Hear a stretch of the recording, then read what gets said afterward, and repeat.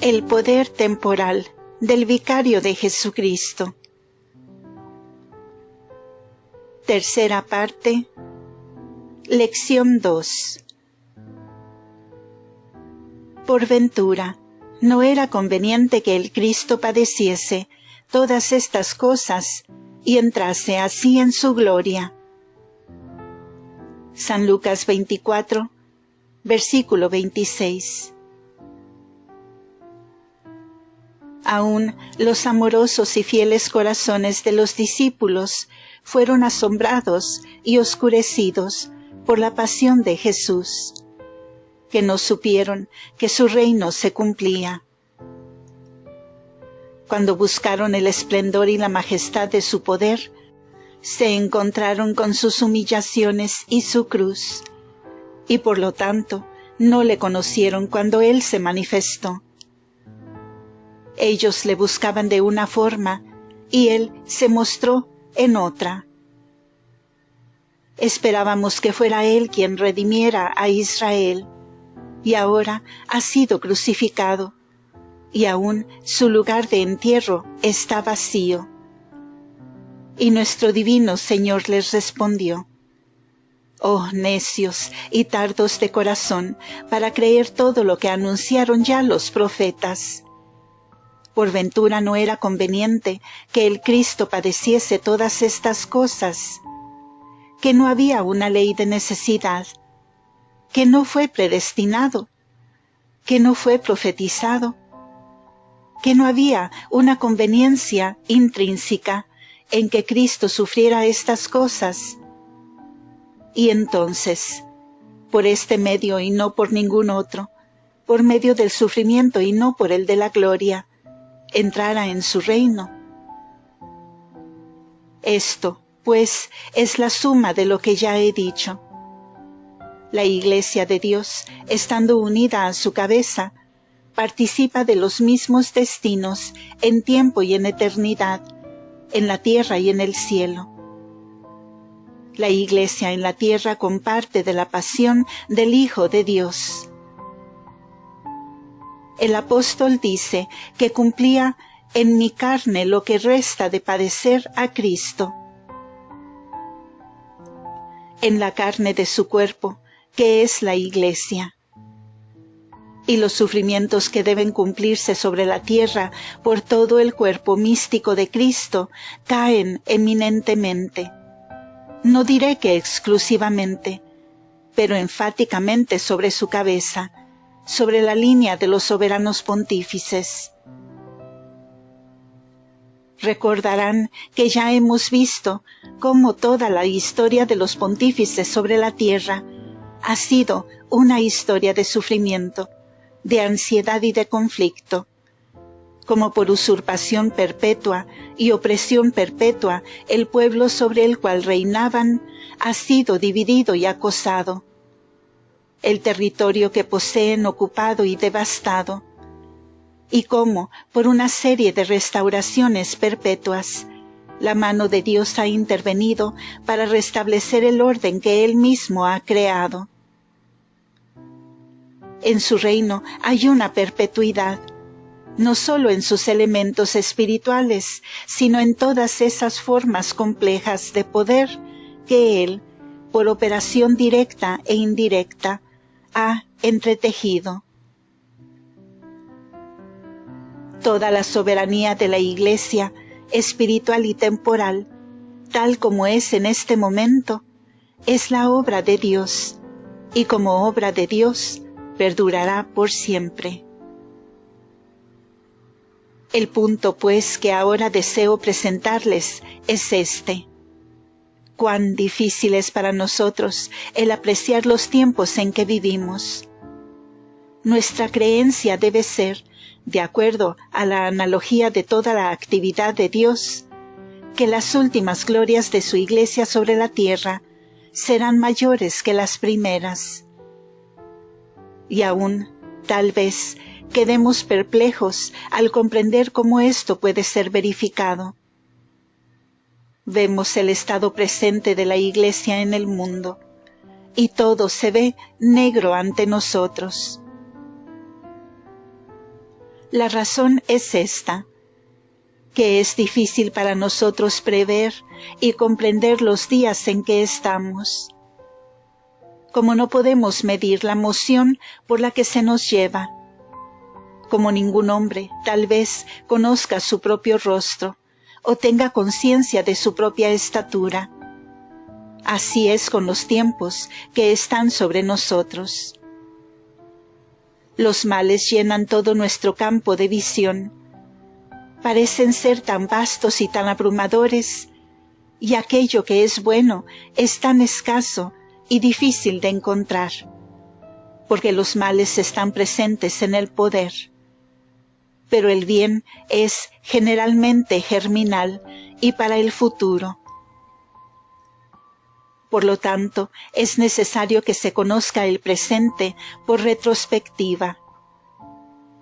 Y los mejores tiempos y los más gloriosos son a menudo aquellos que se miran más oscuros cuando están cerca.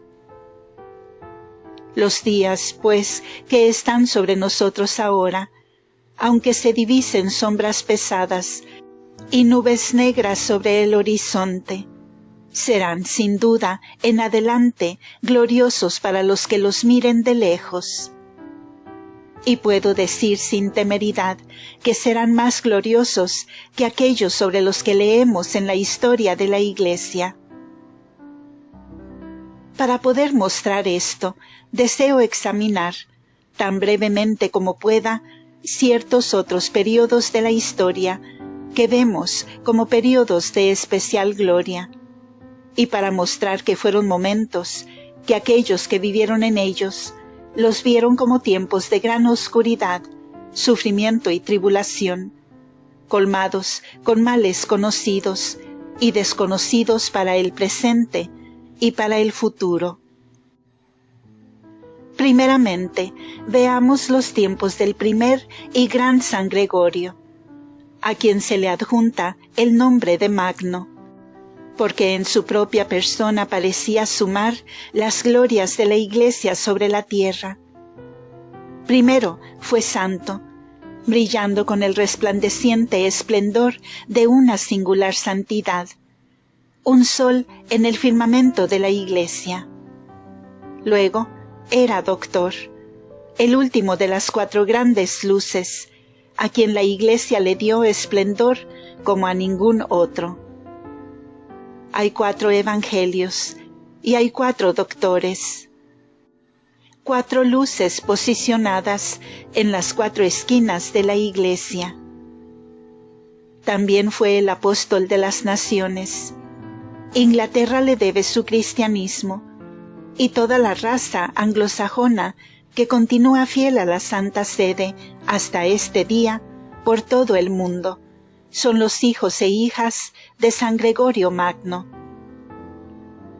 Por último, fue un patriarca, reinando con una influencia parental especial, reinando sobre los 23 patrimonios de la Santa Sede, con una autoridad tan benigna y dulce, tan llena de prudencia evangélica y del Espíritu de Dios, que moldeó a su voluntad los corazones de los hombres, y por amor y la ley de Jesús, asentó los cimientos del orden cristiano que se difunde por el mundo. Recordamos entonces los tiempos de San Gregorio como tiempos de especial gloria. Pero, ¿fueron así en realidad? Roma fue desolada por la pestilencia. Por 7 meses la Santa Sede estuvo vacante. Pelagio, el último pontífice, murió de la plaga. Las procesiones que salían a las calles fueron tan abatidas por la plaga que en medio de una ceremonia sagrada, en una sola, 80 hombres cayeron muertos.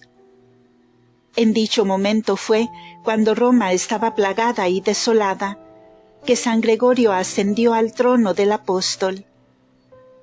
Y cuando miró a su alrededor, ¿qué fue lo que vio? ¿Era el mundo cristiano lo que vemos en estos días? En Oriente, una vez lleno de la luz de la fe, las grandes iglesias orientales de Asia fueron arrasadas por dos herejías dominantes, la eutiquiana y la nestoriana. Su veneno se había propagado hasta China. El espíritu del cisma ya se había apoderado de Constantinopla, y los emperadores de Oriente se habían convertido en predecesores de los anticristos imperiales de la Edad Media. Los patriarcas de Constantinopla habían comenzado a adoptar el arrogante título que San Gregorio denunció como usurpación del anticristo. Rusia no existía. Noruega y Suecia eran desconocidas entre las naciones. El paganismo lo cubría todo. España era arriana y perseguía a la Iglesia católica. Inglaterra había caído en el paganismo. La luz de la fe se había apagado. El paganismo de los sajones y los daneses reinaba sobre ella. Lombardía era arriana, y los lombardos arrasaron Italia hasta las murallas de Roma. Tal era el mundo sobre el cual San Gregorio reinó y penó. Su vida, como la del profeta Jeremías, fue una incesante lamentación. Quien lea sus cartas y sus exposiciones sobre las Sagradas Escrituras, encontrará el perpetuo estrago de su duelo por la desolación de Roma y la muerte del mundo. Dice, Roma ha sido arrasada, su estructura disuelta. No solo su gloria, sino su vida se ha marchado. Morimos a diario. Duelo y pena están por todos lados. Corremos tras el mundo y el mundo huye de nosotros. Nos le aferramos y se va. Creía que el fin de todo había llegado. Así fueron en sus ojos los tiempos en que, vistos bajo la despejada luz de la historia, la gloria nos es tan grandiosa y espléndida. Pasemos unos 200 años y llega otro periodo de grandiosidad cristiana, la era de San León III, de quien concebimos que debió haber sido en verdad majestuoso e imponente. ¿Quién podía crear un emperador y un imperio colmado de la Europa moderna? ¿Y qué debió haber sido el árbol que arrojó tal semilla, que contenía la nobleza de un bosque? No podemos ni imaginarnos qué tan vasto debe haber sido el poder de un tal pontífice, y qué tan espléndido y fuera de toda proporción a estos últimos tiempos debe haber sido la época en que él vivió. Pero, ¿cómo fue en verdad? San León vivió en una era en que el mahometanismo se había ya hecho de 3 grandes patriarcados orientales. Jerusalén, Antioquía y Alejandría estaban en manos del falso profeta. Las iglesias orientales habían caído bajo la oscuridad de los infieles. África septentrional había sido barrida por ellos. 500 sedes episcopales, se dijo, fueron totalmente derrocadas. Las iglesias de San Cipriano y de San Agustín y de San Optato fueron tomadas por el anticristo oriental. El mahometismo había penetrado en España, había entrado por el sur y estaba abarcando la cristiandad.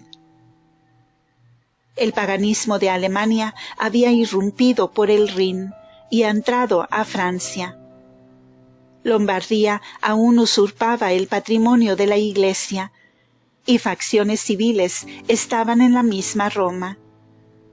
San León fue atacado en medio de una procesión sagrada, cuando en el día de San Jorge iba de San Lorenzo en Lucina a San Jorge en Velabro, por una banda de asesinos. Cayeron sobre él y le despojaron de sus túnicas pontificias. Lo hirieron y arrastraron violentamente a prisión. Tales fueron los tiempos en los que él vivió, y tal fue la causa por la que invocó la ayuda de Carlomagno, en cuya ceja, en el día de la Natividad, colocó la diadema del imperio. Nos imaginamos a Carlomagno de pie en San Pedro, sobre la tumba del apóstol, vestido en túnicas imperiales, y San León, más grande que él, de pie junto a él, soberano pontífice y vicario de Jesucristo, otorgándole la diadema del mundo en medio de una corte de esplendor y majestad, como hemos visto en estos días de poder y paz. No fue en medio de solemnidades navideñas, sino de humillación, tumulto y ataque personal, que este gran acto del mundo cristiano fue hecho. Los días eran más oscuros que los nuestros, cuando la gran cabeza de los fieles arrojó la semilla a un nuevo orden, y los cimientos de la cristiandad fueron echados. Tomemos entonces otro periodo, el de San Gregorio VII, unos 200 o 300 años después. Nos lo imaginamos como historiadores, especialmente aquellos que no tienen la luz de la fe. Se aficionan en dibujarlo en la majestad y elevación de su poder soberano, reposando en la fortaleza de Canosa, mientras un emperador de Alemania esperaba del otro lado de la cerca de los Apeninos nevados, toda la noche, hasta que al pontífice le complació absolverlo de las censuras de la Iglesia.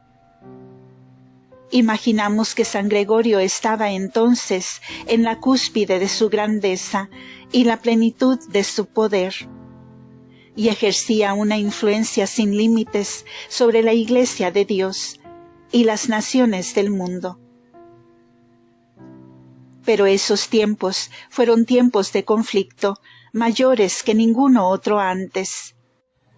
En el justo momento, cuando ascendió al trono de los apóstoles, la Iglesia estaba en cada parte de Europa, gimiendo bajo la opresión de los poderes civiles. 200 años han pasado desde esa Navidad, día en que San León había creado el imperio. Monarquías y estados se han alzado en Europa occidental. En cada uno de ellos, los que han gobernado en el orden civil se volvieron opresores de la Iglesia. En cada lugar usurparon el poder eclesiástico y compitieron con la Santa Sede. Los territorios del Estado eclesiástico estaban en tal condición que solo puedo describirlo en las palabras del mismo San Gregorio, en una carta al abad de Cluny, en cuyo monasterio él había sido monje. Dice, cito, Gregorio, obispo, siervo de los siervos de Dios, a Hugh, abad de Cluny, salud y bendición apostólica. Si puede ser, deseo que usted sepa bien cuán grande pena me presiona y cuán grande peso, renovado día a día, pesa sobre mí, que su compasión fraterna se incline hacia mí, y que su corazón y sus lágrimas se derramen ante Dios en oración. Que Jesús, que se hizo pobre por nosotros, por quien todas las cosas fueron hechas, y que reina sobre todas las cosas, extienda su mano, y con su acostumbrada bondad me libre de mi miseria, pues a menudo le he rogado, como me lo permite, que me lleve de esta presente vida, o que me haga útil a nuestra Madre en común. Sin embargo, Él no me ha librado de esta angustia. Tampoco mi vida ha beneficiado a la Iglesia, en el vínculo al cual me ha unido, porque un dolor abrumador y una pena general me rodea por cada lado.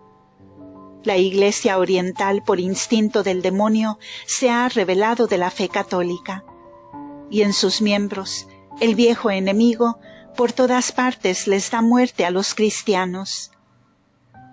Cuando veo hacia el occidente o hacia el sur o el norte, apenas puedo ver a un obispo que por su entrada en el episcopado o por su vida sea como los cánones lo demandan, gobernando al pueblo cristiano por amor de Cristo y no por ambición mundana. Y de entre todos los príncipes seculares, ni uno que prefiera el honor de Dios al suyo propio, o justicia que ganar. Yo lo sé. Y de la gente entre la que vivo, me refiero a los romanos, los lombardos y los normanos. Como les digo a menudo, son de alguna manera peor que los judíos y los paganos. Fin de cita. Al ascender al trono apostólico, encontró 3 grandes males devastando a la Iglesia. La primera era la inmoralidad y la simonía en los lugares más altos. La siguiente era la supremacía del poder temporal sobre el espíritu.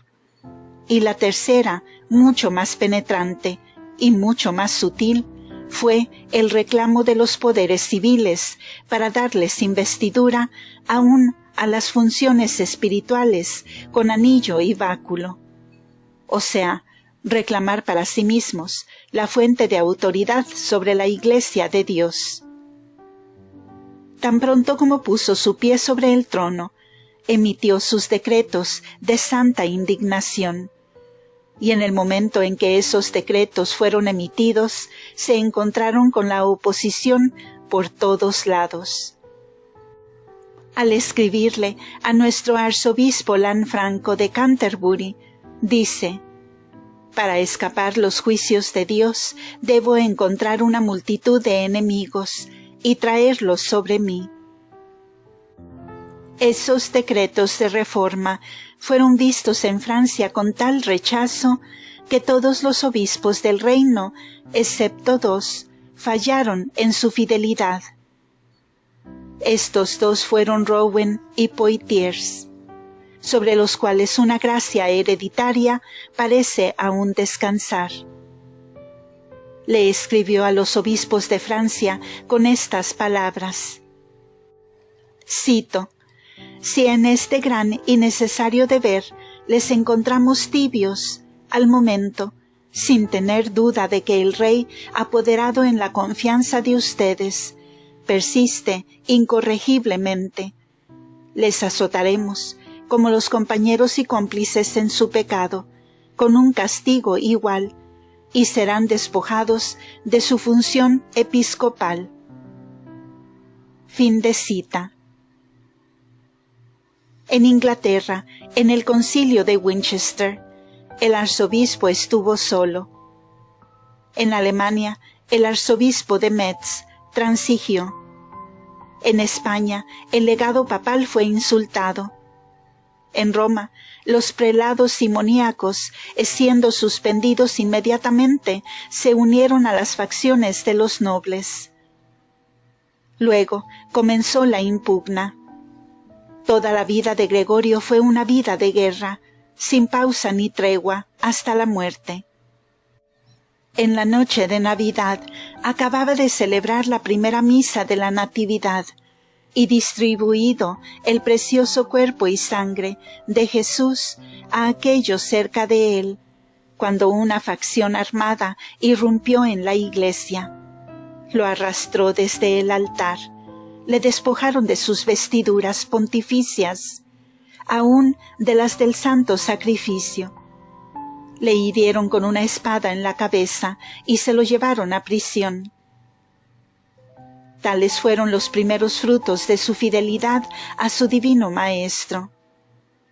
Tras esto, en exilio, anduvo errante de aquí a allá, y terminó por fin una larga vida de dolor sobrenatural en Salerno, diciendo: «He amado la justicia y odiado la iniquidad, y por lo tanto muero en el exilio». Así fue el gran San Gregorio VII, a quien vemos como el más glorioso de los pontífices de la Edad Media. Sus días fueron días de oscuridad, y nubes y tormentas le rodearon. Muchos hombres sobre él creyeron, o temieron a lo menos, que estaba, si no en el lado perdedor, al menos condenado a sufrir en vano. Lo vemos ahora como el gran pontífice que sometió al imperio y purificó el santuario de la Iglesia. Luego, un poco más después, tomemos el periodo de Alejandro III, que se nos describe en la historia montando su palafrén con un rey de Francia y un rey de Inglaterra por cada lado, o en conferencia con el emperador de Venecia, y recibiendo su completa concesión y reconocimiento de las grandes prerrogativas por las cuales San Gregorio VII había combatido y sufrido. Investimos a Alejandro III con un exceso de majestad, con todos los atributos del esplendor pontificio, y suponemos que fue la cabeza de todos los poderes del mundo, y sus días como días de imperio y no de conflicto. Pero, ¿cuál es la verdad? Tan pronto como fue electo, un antipapa fue creado por el emperador. El mismo poder le ocasionó ser encarcelado en el mismo día de su elección. No pudo ser consagrado con las solemnidades usuales de los pontífices, pero fue consagrado en una parroquia. Fue obligado a abandonar la ciudad de Roma y buscar refugio en Terracina y Anagni y Tusculum. A partir de entonces, por 7 años, anduvo errante de aquí a allá. Su vida la pasó en solitario conflicto con todos los poderes del mundo desplegados contra él. Por esos días, el mahometanismo había ya barrido todo alrededor del sur y reinaba en España. Parecía como si el poder del anticristo estuviera a punto de destruir la cristiandad. El cisma de Oriente ya se había autorrealizado. Constantinopla estaba finalmente separada de la Santa Sede. Los 4 patriarcas orientales estaban bajo el dominio del cisma o del mahometanismo. Italia era arrasada por el emperador que apuntaba a establecer el antiguo imperio romano en la base de sus leyes imperiales y antiguas. Roma estaba dividida en 2 partidos rivales: los nobles y el emperador, afanándose con esclavizar a la Iglesia; el pontífice y el pueblo reivindicando la libertad y la soberanía de Jesucristo. Era la antigua rivalidad. El Pontifex Maximus de la Roma pagana contra el Supremo Pontífice, el vicario de Jesús. La sociedad civil de Italia estaba llena de facciones perpetuamente rivalizadas. Había la facción de los sediciosos en Roma, estimulados por influencia extranjera, y de los partisanos imperiales, apuntando al reino de Italia. Y había solo un obstáculo en el camino, y ese obstáculo fue entonces, en el siglo XII, lo mismo que aún en el XIX. Roma sola se posicionó en su camino, no porque Roma fuera fuerte, porque sus paredes se derrumbarían antes del primer golpe de guerra, sino porque Roma era una fundación divina, y es el centro de los principios divinos y la fuente del poder divino. Porque Roma es la cabeza de la Iglesia de Dios, y porque Roma controla las conciencias, los corazones y las voluntades de los hombres y naciones. Por lo tanto, Roma no le pertenece a los romanos, sino a los cristianos. La cristiandad no recibiría a un imperio pagano, y el pontífice de la Iglesia de Dios es fuerte, porque representa la soberanía del Hijo de Dios, y todo el cuerpo místico del Hijo de Dios, que se rehúsa a estar sujeto al mundo. La rivalidad fue la misma entonces como ahora, y será hasta el final. El último período que tomaré es el de Clemente VII. Nos acercamos, pues, a nuestros propios tiempos. El esplendor del pontificado de los últimos 300 años tanto llena nuestras mentes, que concebimos tal vez que en el tiempo de la tal llamada Reforma, el poder y la majestad de la Santa Sede no estaban nublados como lo están en nuestros días. Pero, ¿cuál es la verdad? Primeramente, para entonces el mahometanismo no sólo había poseído Constantinopla, sino penetrado casi hasta las murallas de Viena. Los turcos se cernían sobre la cristiandad, tanto que por 80 años parecía como si fueran a extinguir la luz de la cristiandad.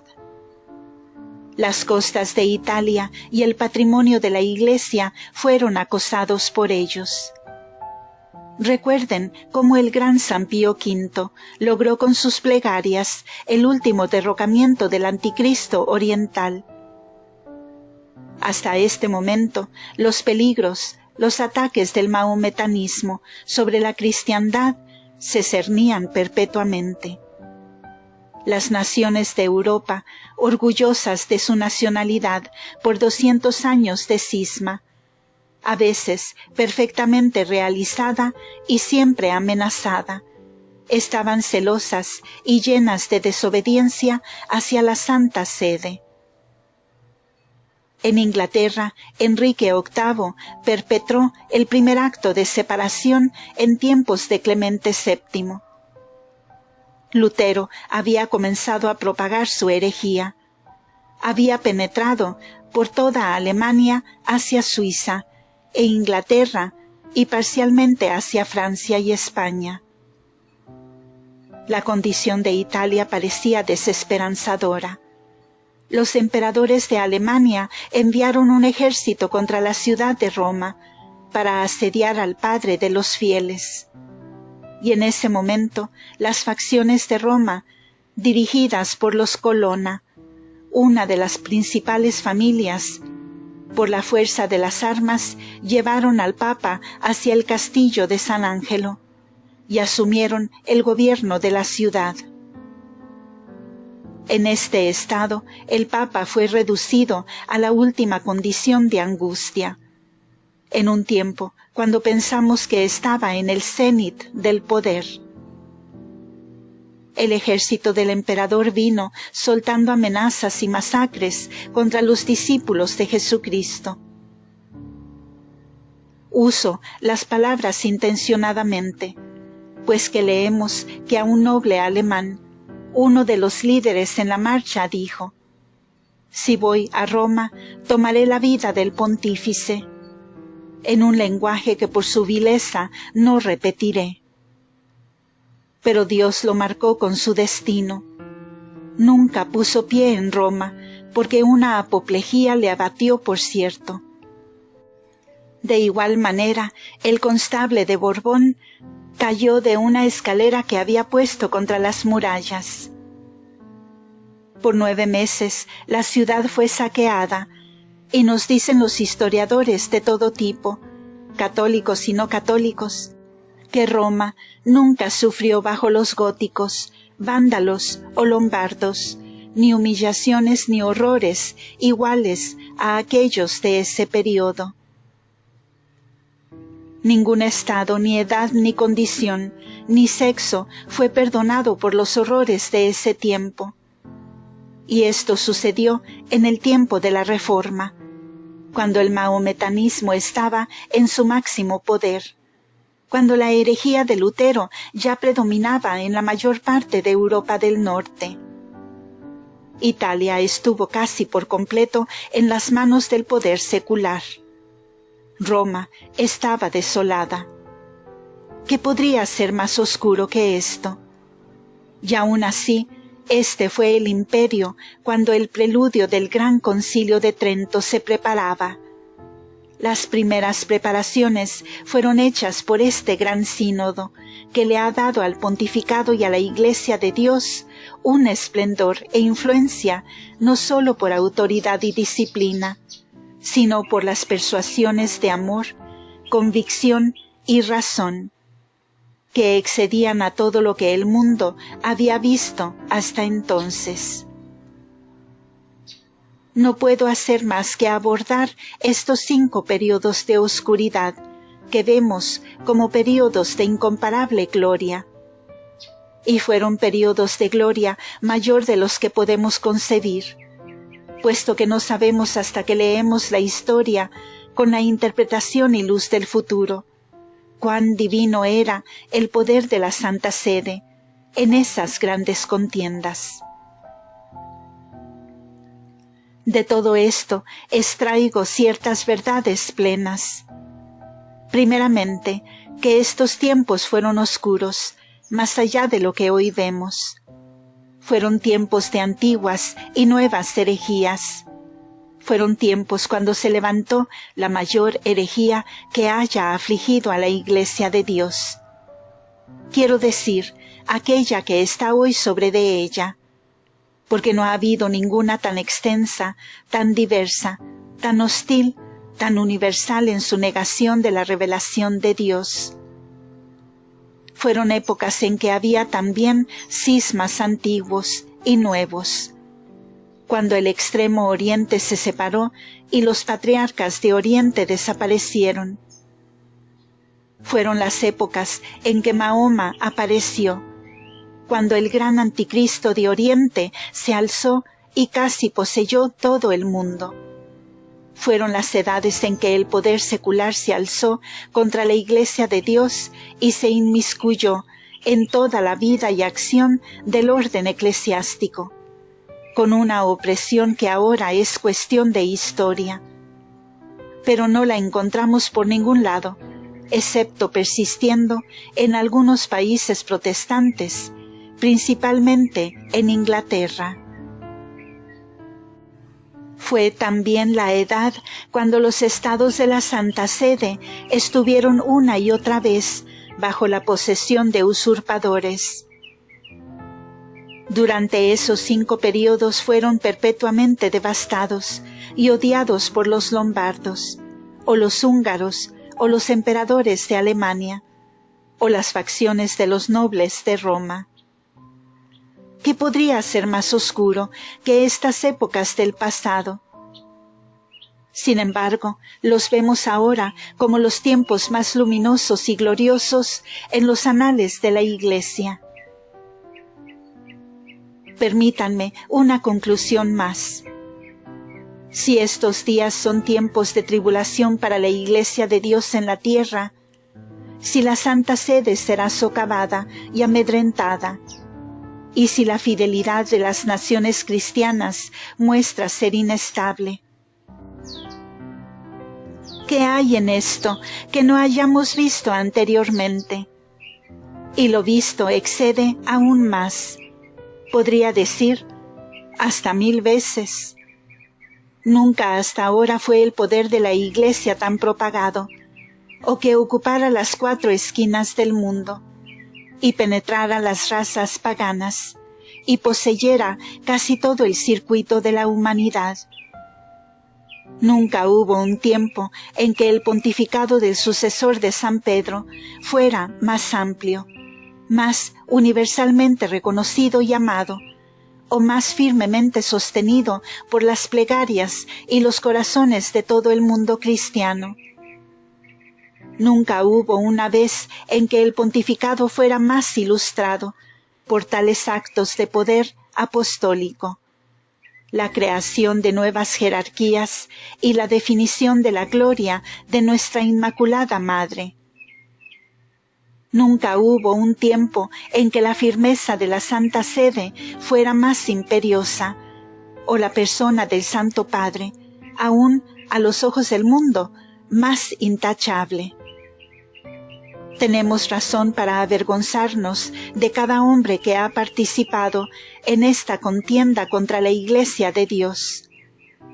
Emperadores y reyes, príncipes y hombres de Estado, por igual, cada uno que haya movido, ya sea la lengua o una mano contra la Santa Sede, se ha empañado y humillado a sí mismo. Pero el soberano pontífice está en la luz sin nubes. Podría preguntar, ¿qué hay en el pontificado que no sea grandioso hoy, que no será glorioso después? Pero en esto no me detendré. Resumiré todo en un principio, que aquello que parece débil en el presente estará colmado de gloria de aquí en adelante. El período de San Gregorio I fue una época de poder apostólico en la conversión de las naciones. El período de San León III fue una época de creación y la Europa cristiana nació en ella. El período de San Gregorio VII fue una época de purificación que alcanzó la vida más interna de la Iglesia de Dios. El período de Alejandro III fue una época de supremacía sobre los poderes del mundo, que habían usurpado los poderes de la Iglesia.